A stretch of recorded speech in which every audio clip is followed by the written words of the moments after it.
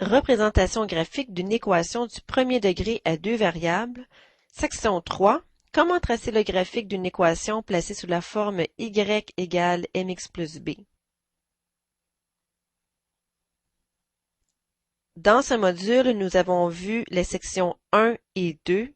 Nous verrons dans cette capsule la section 3, qui est comment tracer le graphique d'une équation placée sous la forme y égale mx plus b. Vous connaissez déjà les équations qui sont placées sous la forme y égale mx plus b. Vous avez vu que x et y sont des variables et que m et b sont des paramètres de l'équation.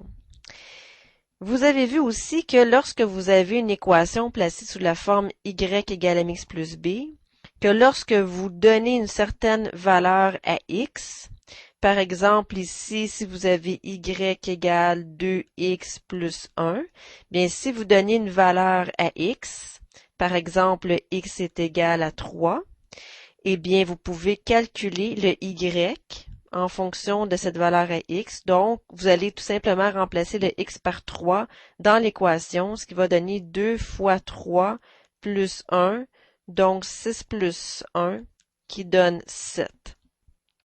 Et vous avez vu aussi que x égale 3 et y égale 7 forment un couple que l'on place comme ceci entre parenthèses, un couple XY, 3, 7, qui est un couple qui vérifie l'équation, donc qui est un couple solution. Alors, c'est la même chose. Car lorsqu'on reprend l'équation de départ y égale 2x plus 1 et que l'on remplace x et y par leur valeur, 7 égale à 2 fois la valeur de x ici qui est 3 plus 1, bien on voit qu'on a bien 7 est égal à 7 aussi du côté droit. Donc, ça vérifie l'équation car on obtient une égalité ici. Alors, c'est un couple solution. On l'appelle un couple solution, le couple 3-7. L'objectif de cette capsule, c'est de représenter graphiquement les équations. Et comment on va faire pour représenter graphiquement les équations? C'est qu'on va calculer des coordonnées de 5 points. Donc, on va trouver 5 couples solutions, donc 5 points qui vont vérifier l'équation. Et on va placer ces 5 couples-là dans un graphique. Allons-y pour le A. Y égale x plus 3.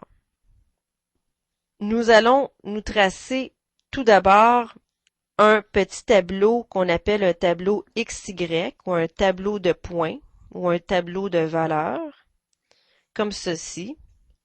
Et nous allons calculer 5 points qui vont satisfaire l'équation, qui vont vérifier chacune des équations.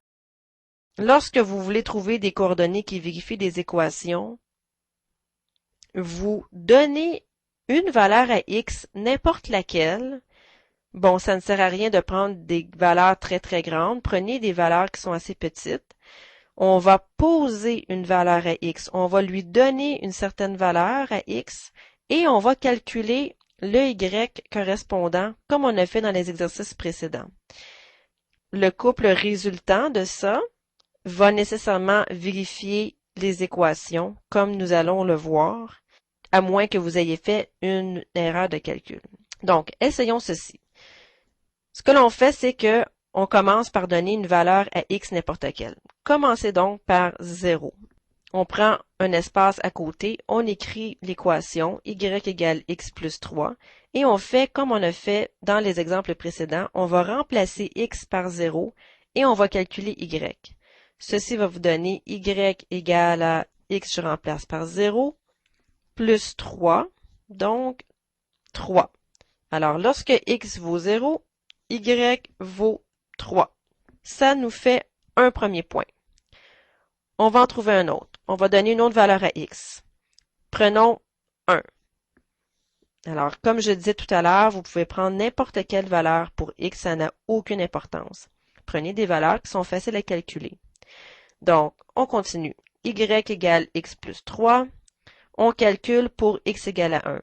Y est égal à x, je remplace par 1, plus 3, ce qui donne 4. Donc, lorsque x vaut 1, y vaut 4. Et comme je disais tout à l'heure, est-ce que le couple 1,4 vérifie l'équation? Bien oui, à moins que nous ayons fait une erreur de calcul. Faisons la petite preuve pour s'en convaincre. Y égale x plus 3. Est-ce que c'est vrai que le couple 1,4 satisfait l'équation? Remplacez le y par sa valeur. 4 égale x vaut 1 plus 3. Est-ce que 4 est égal à 4? Oui. Donc, si vous ne faites pas d'erreur de calcul ici dans votre calcul pour y, il est clair que le couple que vous allez trouver va satisfaire l'équation. Continuons avec un autre point. Vous pouvez prendre des valeurs négatives. Donc, moins 1, y égale à x plus 3. Y est égal à moins 1 plus 3. Je remplace x par moins 1.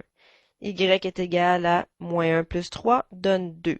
Donc, lorsque x vaut moins 1, y vaut 2. On essaie une autre valeur. Disons x égale 2. On choisit x égale 2. Y égale x plus 3. On remplace x par 2. Ça nous donne y est égal à, je remplace x par 2, plus 3.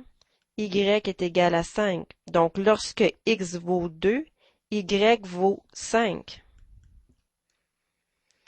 Un petit dernier, moins 2. Y est égal à x plus 3. On remplace x par moins 2. Ça nous fait moins 2 plus 3, ce qui donne 1.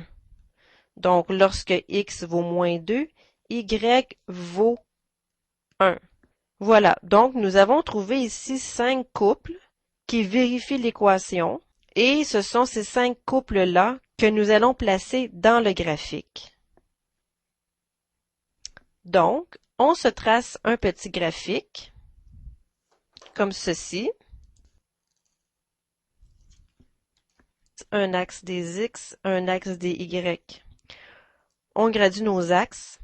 1, 1, 2, 3, 4, 5, 1, 2, 3, 4. Moins 1, moins 2, moins 3, moins 4. Moins 1, moins 2, moins 3, moins 4. Et vous avez évidemment le 0 dans le milieu. Plaçons les points. 0, 3. Donc, le couple 0, 3 est placé ici, 0 en x, 3 en y. Ensuite, 1, 4. 1 en x, 4 en y, on est ici. Moins 1, 2. Moins 1 en x, 2 en y, on est ici. 2, 5. 2 en x, 5 en y, on est ici. Et moins 2, 1, moins 2 en x et 1 en y, on est ici. Alors, on voit bien que les points sont collinéaires, c'est-à-dire alignés. Un autre mot de vocabulaire. Collinéaire, ça veut dire aligné, sur la même ligne. On relie maintenant les points. Voilà, nous venons de tracer la droite y égale à x plus 3. Vous devez également, généralement, indiquer sur le graphique quelques points, donc généralement 3 minimum. Donc ici, on doit indiquer les coordonnées des points. Moins 2, 1 pour celui-ci. Et celui-ci était